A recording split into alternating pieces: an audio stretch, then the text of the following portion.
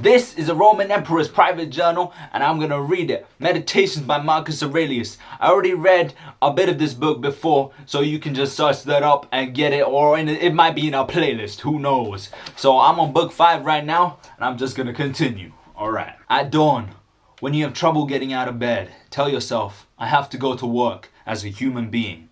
What do I have to complain of? I'm going to do what I was born for, the things I was born into this world to do.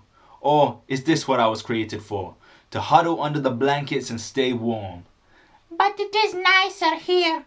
So, you were born to feel nice? Instead of doing things and experiencing them, don't you see the plants, the birds, the ants, the spiders, the bees going about their individual tasks, putting the world in order as best they can? And you're not willing to do your job as a human being? Why aren't you running to do what nature demands? But we have to sleep sometime. I got to sleep. Agreed, but nature set a limit on that, as it did on eating and drinking. And you're over the limit. You've had more than enough of that. But not working, you're still below your quota. You don't love yourself enough. Or you love your nature too and what it demands of you.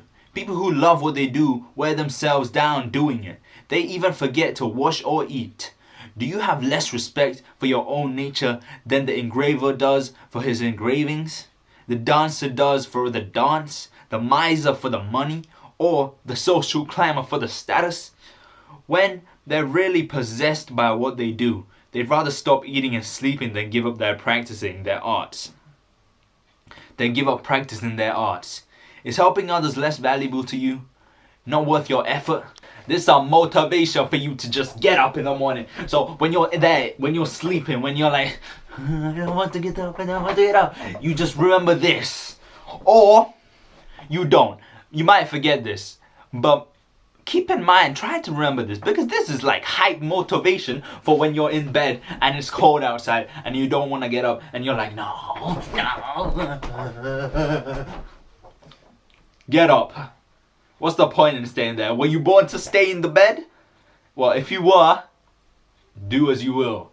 But most of us, me personally, I don't think I was. So I'm gonna use this. You can make your own decision on. 2. To shrug it all off and wipe it clean. Every annoyance and distraction, and reach utter stillness. Child's play. Meditate. I need to meditate. I'll be real. I don't know why I'm telling you to meditate, because I need to meditate. I need to be like, I need stillness. I'm spazzing. I got too many distractions. I'm spazzing out. I need to be calmer. 3. If an action or utterance is appropriate, then it is appropriate for you. Don't be put off by other people's comments and criticism. If it is the right thing to say or do, then it is the right thing for you to do or say. The others obey their own lead. Follow their own impulses. Don't be distracted. Keep walking. Follow your own nature and follow nature along the road they share. Do your own thing. Like Miles Morales in Into the Spider-Verse. Nah, I'm gonna do my own thing. That's what you should do. Be yourself. That's the main takeaway I got from this. You're just yourself and you get criticized. You're like, you can't read, you can't speak properly. Yeah, you can improve on that, but you are being yourself. You're being authentic. So just continue doing that. If you're not doing that, yes, when you're authentic, you are more likely to get criticized, because when you're authentic and unique, you will most likely stand out. So if you're scared of that, don't do it. You make your own choice. And if you want to do it, just do it. And you can't actually watch videos on how to be yourself. You just have to take time out. Just think. You just have to think. Think. And I ain't no expert, I'll be real. Neither is most people. You are your only expert. 4. I walk through what is natural until the time comes to sink down and rest, to entrust my last breath to the source of my daily breathing. fall on the source of my father's seed and my mother's blood, on my nurse's milk, on of my daily food and drink through all these years? What sustains my footsteps and the use I make of it, the many uses? Everything is natural. Yes. Even that guy who takes steroids, he is natural because that was his purpose. He was purposed to take steroids. He was purposed to inject. I don't know. Is it natural? Well, it is unnatural, but maybe it's natural for him. Maybe that was his purpose. Who knows? Who am I to say? 5. No one could ever accuse you of being quick-witted. All right, but there are plenty of other things you can't claim. You haven't got it in you. Practice the virtues you can show: honesty, gravity, endurance, austerity, resignation, abstinence, patience, sincerity, moderation, seriousness, high-mindedness. Don't you see how much you have to offer? Beyond excuses like can't, and yet you still settle for less. Or is it some inborn condition that makes you whiny and gasping and obsequious, make you complain about your body and curry favor and show off, and leaves you so turbulent inside? No, you could have broken free long way back, and then you could have only been a little slow, not so quick on the uptake. And you need to work on that that slowness, not something to be ignored, let alone to prize. So basically, he's just saying meditate. Meditations, Marcus Aurelius. You're supposed to look inside yourself to find out what you really want. Nobody can actually tell you. You can be influenced, you can get ideas, but that's just the ingredients. You're the cook. You're cooking. Everyone else, they're the ingredients. So you need to cook on yourself by yourself. If you let other people cook, it ain't gonna turn out the way you want it to be. It ain't gonna taste right. 6. Some people, when they do some favor, are always looking for a chance to call it in, and some aren't, but they're still aware of it, still regard it as a debt. But others don't even do that. They're like a vine that produces grapes without looking for anything in return, a horse at the end of the race, a dog when the hunt is over, a bee with its honey stored, and a human being after helping others. They don't make a fuss about it. They just go on to something else, as a vine looks forward to bearing fruit again in season. We should do it like that, acting almost unconsciously. Yes, except conscious of it. Because it is characteristics of a social being that they see themselves as acting socially, and expect their neighbors to see it too. That's true, but you're misunderstanding me. You don't understand. You wind up like the people I mentioned before, misled by plausible reasoning. But if you make an effort to understand what I'm saying, then you won't need to worry about neglecting your social duty. So, don't expect anything in return. Just do it for the sake of helping. Don't expect anything in return. It shall come back in some way. Just believe that. It will come back in some way. Don't expect it as a debt. No, you give someone some food. Don't expect them to buy you food now. You just did it out of your own goodwill. And hey, it will come back in a different way, I think. That's what I think so. And that's what I do, personally. Hey, you can do your own thing. 7. Prayers of Athenians. Zeus, rain down on the land and fields of Athens. Either no prayer at all, or one as straightforward as that. Keep your prayers simple and keep the rain coming. 8. Just as you overhear people saying that the doctor prescribed such and such for him, like riding or cold baths or walking barefoot.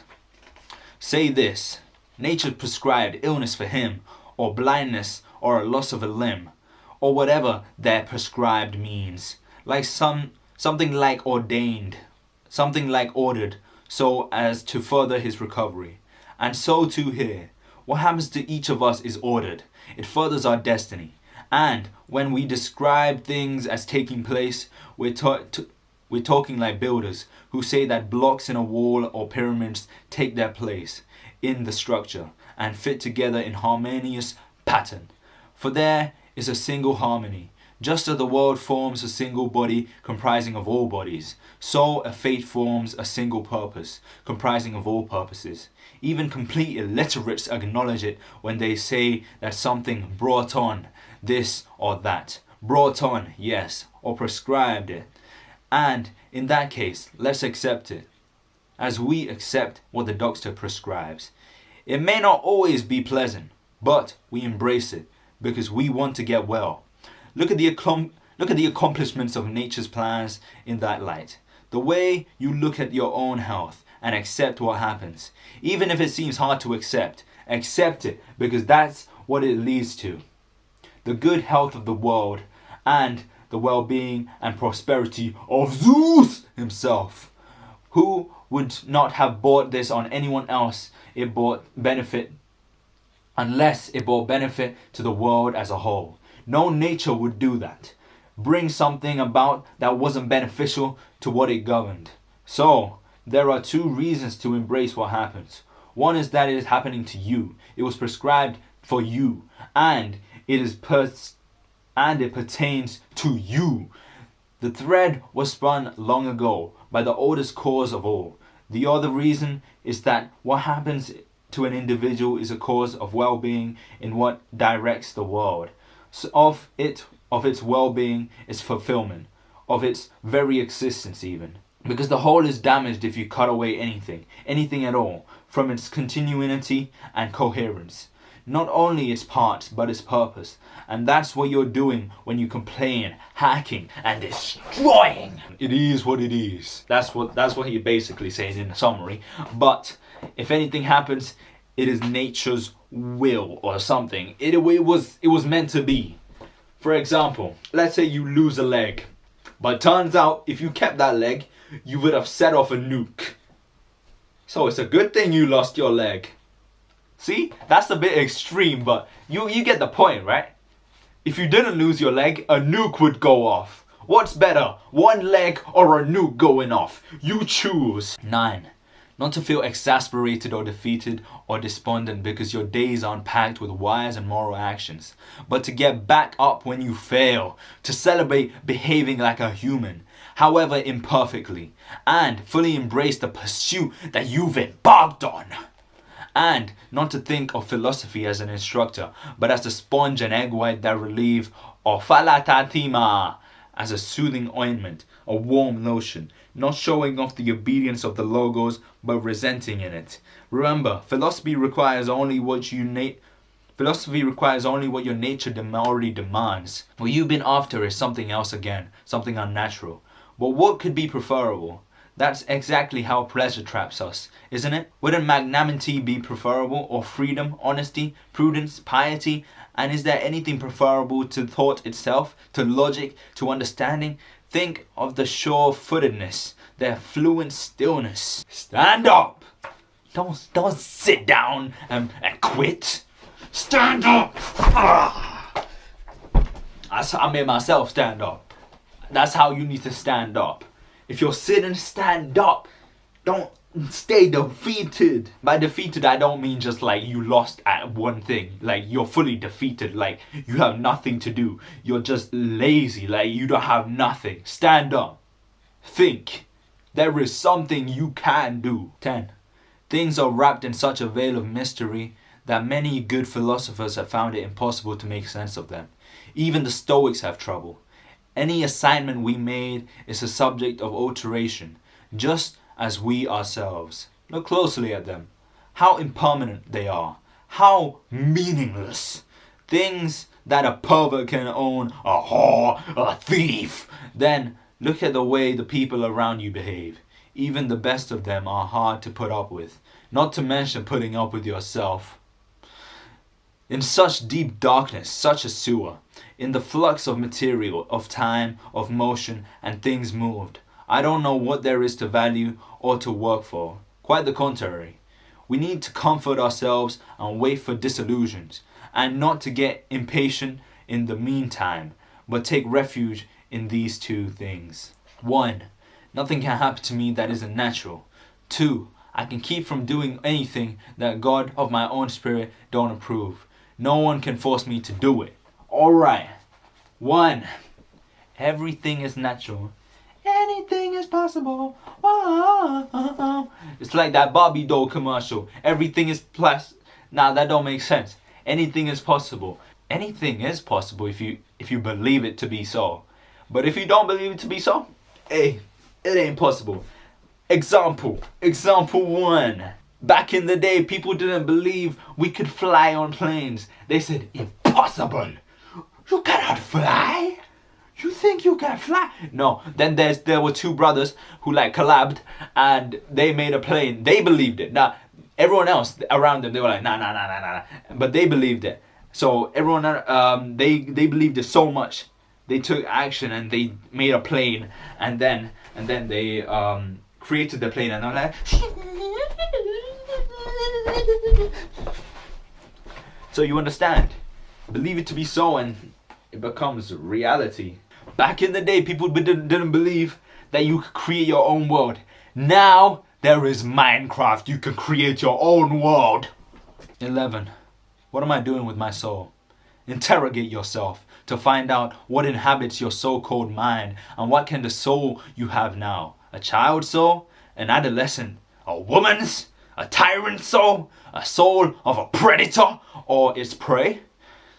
Me personally, I think I have a soul of a tyrant, because my soul is mine, unique, OG, yeah. But you have to decide for yourself. You have to interrogate yourself, as this man says. I need to do that as well. It's not just you, it's me as well. So I don't know what I'm saying. Anyway, let's collab. 12. Another way to grasp what ordinary people mean by goods. Suppose you took a certain things as touchstones of goodness. Prudence, self-control, justice, and courage. Say, if you understood goods as a meaning those, you wouldn't be able to follow that line about so many goods. It wouldn't make any sense to you. Whereas if you internalize the conventional meaning, you'd be able to follow it perfectly. You'd have no trouble seeing that the other's meaning and why it is funny, which shows that most people do not acknowledge the distinction. Otherwise, we wouldn't recognize the first sense as jarring and reject it automatically. Whereas we accept the second one, the one referring to wealth and benefit of celebrity and higher living, as amusing and apropos.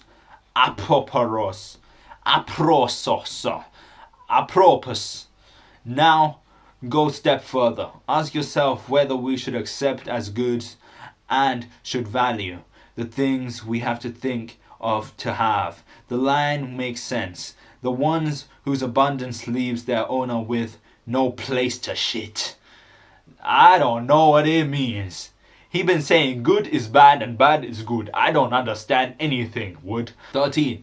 I am made of a substance and what animates it, and neither one can ever stop existing, any more than it began to. Every proportion of me will be reassigned as another proportion of the world, and that in turn transformed into another. Ad infinitum. I was produced through one such transformation, and my parents too, and so on their back, ad infinitum. NB still holds good even if the world goes through recurrent cycles. So the world is a cycle, and it's just a reloading. It's like reload stuff. You say Marcus Aurelius, it's a cycle, and it just happens again and again. Which he is kind of correct, but it's different. They got new technology now. We got a new update. You guys seen the new update on Fortnite? I haven't seen it. I haven't played Season 5 yet. I don't know if I will. We shall see. 14. The logos and its employment are the forces sufficient for themselves and for their works. They start from their own beginnings. They produce to the appointed end. We such activities directed from the directness of their course. I do not know what he is saying. What is he saying? Logos, employment, forces sufficient. What is he saying? I need to watch something on that. I need to watch like that Ryan Holiday guy. He's speaking all the facts. He's like, what? I haven't seen his videos, but I'm guessing he explains all this stuff. Anyway, 15. Nothing pertains to human beings except what defines us as human. No other thing can be demanded of us. They aren't proper to human nature, nor is it incomplete without them. It follows that They are not our goal or what helps us reach it, the good. If any of them were proper to us, it would be improper to disdain or resist it, nor would we admire people who show themselves immune to it. If things themselves were good, it could hardly be good to give them up. But in reality, the more we deny ourselves such things and things like them, or they are deprived of them involuntarily even, the better we become. Hey, good things ain't always good for us. For example, too much of a good thing. So, internet, it's good. It's good. You get crazy knowledge, but too much of it, nah, that's bad for you. Because if your brain gets overloaded with knowledge, you're basically getting no knowledge. It's like when a USB file gets too much storage. It cannot handle it, so you delete the whole thing. Now your brain is back where it was. You ain't got nothing. You just got 16. The things you think about determine the quality of your mind. Your soul takes on the color of your thoughts. Color it with a run of thoughts like these. 1. Anywhere you can lead your life, you can lead a good one. Life's a letter court, then a good one can be. 2. Things can gravitate toward what they are intended for. What things gravitate towards their goal. A thing's goal is what benefits it. It's good. A rational being's good is unselfishness. What we were born for. There's nothing new, remember? Lower things for the sake of higher ones, and higher ones for one another. Things that have consciousness are higher than those that don't, and those with logos still higher. Now he's speaking some facts right there. What you think about is how you color your soul. So if you want to color your soul dark, like dark blue, you have to think sad and stuff. You have to be like, oh, it's raining outside. I didn't get no money. I am so hungry. I am so hungry. But if you color yourself orange, bright colors, boom, you can be like, ooh, at least I'm living. I got a nose, I got a leg, I got an arm. Many people don't have arms. I got arms. Look at the positives. That's how you color your soul. It depends on your perspective on how you look at things. If you believe it to be bad, it shall be bad. If you believe it to be good, it shall be good. But even in some cases though, you can believe it to be good, but you probably have it tough. Yeah. Hey, you have a choice to be optimistic or not optimistic, I guess. That's what he's saying. Oh, that's what I'm saying. Who knows? 17. It is crazy to want what is impossible, and it is impossible for the wicked not to do so. I do not understand what he is saying. Who's wicked? Am I wicked? Do I want the impossible? Or do I? Am I wicked? Are you wicked? Wicked? What does he mean? What do you mean, Marcus? Hey, Marcus, speak to me. I don't understand. 18. Nothing happens to anyone that he can't endure. The same thing happens to other people, and they weather it unharmed. Out of sheer obliviousness, or because they want to display character. Is wisdom really so much weaker than ignorance and vanity? You believe you can endure it, so you will be able to endure it. Being too smart is bad. That's what I'm learning from this book. Being too smart, what's the point? Like you so smart, you're like, no, I know everything. Oh, it's tough. It's tough. But you just be like sad because you know everything and there's nothing more to know. And then you're like, oh. 19. Things have no hold of the soul. They have no access to it, cannot move or direct it. It is moved and directed by itself alone. It takes the things before it and interprets them as it sees fit. The soul does what it wants. You cannot tell the soul nothing. So, for example, if you're choosing between one choice and another, your soul basically decides before you even decide, I think. Because if you choose like to jump off a cliff, your soul's like, nah, don't do it.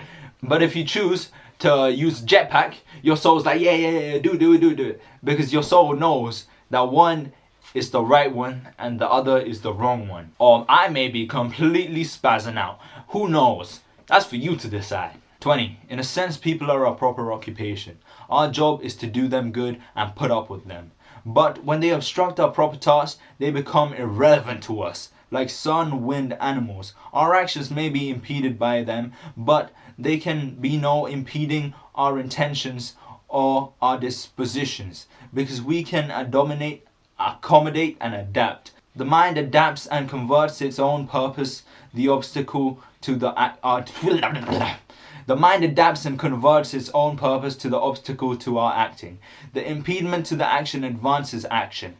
What stands in the way becomes the way. What stands in the way becomes the way. Whoa. That's some hard lines. That's a hard bar. Damn. So basically he's telling us we need to adapt. Well, he's telling himself, but telling me that I need to adapt to the situation. For example, I can't, let's say I didn't have a computer. That's an obstacle. So I would need to adapt to that by editing on my phone or going to some other place to edit.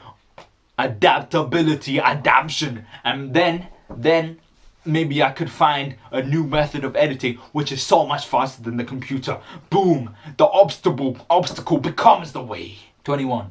Honor that which is great in the world, that on whose business all things are employed, and by whom they are governed. The honor what is the greatest in yourself, the part that shares its nature with that power. All things in you as well are employed about its business, and your life is governed by it.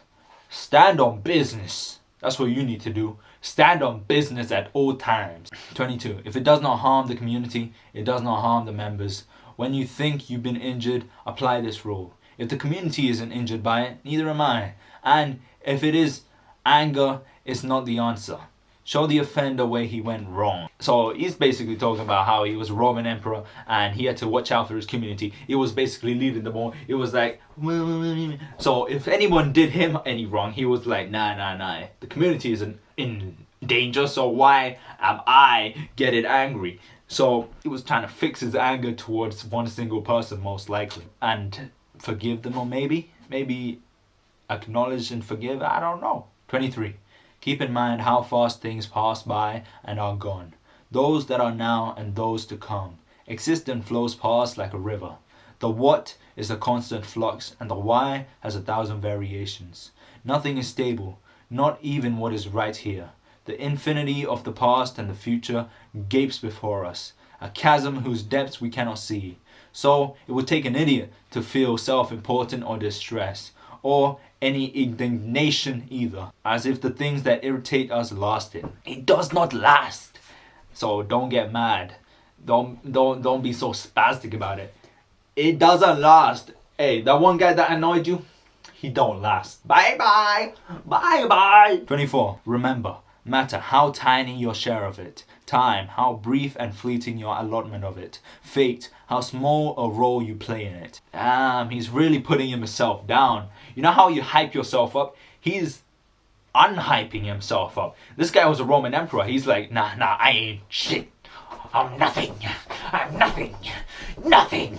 And he was just repeating that to himself. Sure, it made him humble. Yeah, I guess he was good. He was one of the 4 good emperors, so I guess he had the right thinking. Pretty smart of him. Fair play. 25. So other people hurt me. That is their problem. Their character and actions are not mine. What is done to me is ordained by nature. What I do by my own. It is what it is. 26. The mind is the ruler of the soul. It should remain unstirred by agitations of the flesh, gentle and violent ones alike, not mingling with them, but fencing itself off and keeping those feelings in their place. When they make their way into the thoughts through the sympathetic link between mind and body, don't try to resist the sensation. The sensation is natural, but don't let the mind start with judgment, calling it good or bad. It ain't good or bad, it's just a middle. It ain't good or bad, it's just perspective. So, don't let your mind tell you what you think. Don't let your mind tell you what to think. That makes no sense. Who's telling me what to think then? If I can't let my mind tell me what to think, what are you saying? Shut up. Don't let my mind tell me what to think. Who is he? Well, he could be right. Or don't let your soul tell you what to think. No. Don't let your mind tell you what to think. Tell your soul. Let your soul tell you what to think. I do not know how. 27. To live with the gods. And to do that, to show them that your soul accepts what is given and does what the Spirit requires. The Spirit God gave each of us to lead and guide us, a fragment of Himself, which is our mind, our logos. God has a fragment of Himself in everybody. So use that. That's what He's saying. Use your soul. Be soulful. Through the test of time, to the wire, to the limit, to the wall. I'll gladly lose it all to gladly be with you. 28A. Neither player, king, nor prostitute. GTA 5? Player, king, nor prostitute. What? What does he mean? Neither player, king, nor prostitute. I do not know what he is saying. I do not understand. What does he mean? Please explain. 29. You live here as you expect to live there. And if they won't let you, you can't depart life now and forfeit nothing. If you smoke, makes... 29. You can live here as you expect to live there. And if they won't let you, you can't depart life now and forfeit nothing. If the smoke makes me cough, I can leave. What's so hard about that? Until things reach the point, I'm free. Now, no one can keep me from doing what I want. And what I want is proper to the rational being living together. I do what I want. I don't be giving them. Hey, no swearing. We keep it family friendly here. So no one can keep Marcus Aurelius from doing what he wants. 30. The world's intelligence is not selfish. It created lower things for the sake of higher ones, and attuned the higher ones to one another.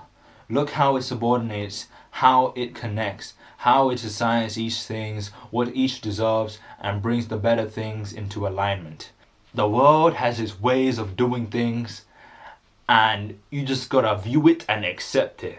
The smaller things are for the big things, and the big things help the big things. Nature wants collaborations. 31. How have you behaved to the gods, to your parents, to your siblings, to your wife, to your children, to your teachers, to your nurses, to your friends, to your relatives, to your slaves? Have they all had from you nothing? Wrong and unworthy, either word or deed. Consider all that you've gone through, all that you've survived, and that the story of your life is done, your assignment complete. How many good things have you seen? How much pain and pleasure have you resisted? How many honors have you declined? How many unkind people have you been kind to? So take time and meditate or something and realize how you behave to people. Take time to consciously think, oh, I need to do that. I guess you should probably do that as well. Hey, you can choose for yourself to do that. I ain't telling you. But yeah, that's what Marcus Aurelius is saying. Yes, sir! 32. Why do other souls, unskilled, untrained, disturb the souls with skill and understanding? And which is that? The one that knows the beginning and the end, and knows the logos that runs through all things, that assigns to all a place, each in its allotted span, throughout the whole of time. Yeah, what are those unskilled souls doing? What are they saying? Where are they? Can I see them? Can I meet them? Maybe. Who are they? Nice to meet you. Hi. 33. Soon you'll be ashes or bones, a mere name at most, and even that is just a sound, an echo. The things we want in life are empty, stale and trivial. Dogs snarling at each other, quarreling children, laughing, and then bursting into tears a moment later. Trust, shame, justice, truth, gone from the earth and only found in heaven. Why are you still here? Sensory objects are shifting and unstable. Our senses dim and easily deceived. The soul itself a decoction of the blood. Fame in the world like this is worthless. And so, wait for it patiently. Annihilation or metamorphosis. And until that time comes, what? Honor and revere the gods. Treat human beings as they deserve. Be tolerant with others and strict with yourself. Remember, nothing belongs to you but your flesh and blood, and nothing else is under your control. Yo, that's a bar, that's a bar. Be tolerant with others and strict with yourself. That's a bar. So, Basically, you see someone, they're crazy big, they're crazy fat person, and they always complain, ooh, I'm so big, I can't do nothing, I can't do nothing. Be tolerant with them. Accept the fact that they big and they can't do something. Well, they probably can, but accept the fact they believe that. But don't ever think like that to yourself. Be strict with yourself. Always think, nah, I would never be a fatty. I would never be no hippo. I will never be no gigantic person. I will not be no hippopotamus, elephant, gigantic. And be strict on yourself. 34. You can lead an untroubled life provided that you can grow, can think and act systematically. 2 characteristics shared by gods and men, and every rational creature. 1. Not to let others hold you back. 2. To locate goodness in thinking and doing the right thing, and to limit your desires to that. Live systematically, systematic, and I'm systematic, and I'm an East Atlantic. I don't really understand what he's saying. I'll be honest. 35. If this evil is not of my doing, if nor the result of it, if the community is not endangered, why should it bother me? Where's the danger from the community? Roman emperor type stuff. So he's saying, why should he be mad at the person who maybe insulted him? It ain't no danger to the community. Always looking out for the community. What a nice man. What a nice man. Watching out for people like you. People like me. 36. Not to be overwhelmed by what 36. Not to be overwhelmed by what you imagine, but just do what you can and should. And if so and so suffer in essentials, not to treat that as a defeat. Bad habit. Like an old man asking for an orphan's toy. The way out. What? Why would no old man need that? He don't need that, even though he knows that it was like that. Why does an old man need a boy's toy? He ain't gonna play. Nah. That old man's stupid. Me personally, I would never do that. Because I'm strict on myself. But you need to be tolerant of the others. 36A. Up on the platform. Have you forgotten what's what? I know. But it was important to them. And so you have to be an idiot as well. Don't be an idiot. Up on the platform, don't be an idiot. 37. I was once a fortunate man, but at some point, fortune abandoned me. But true good fortune is what you make for yourself. Good fortune, good character, good intentions, good action. Good fortune, good luck is what you make for yourselves. Ain't nobody else doing it. You gotta do it. It's all on you. You.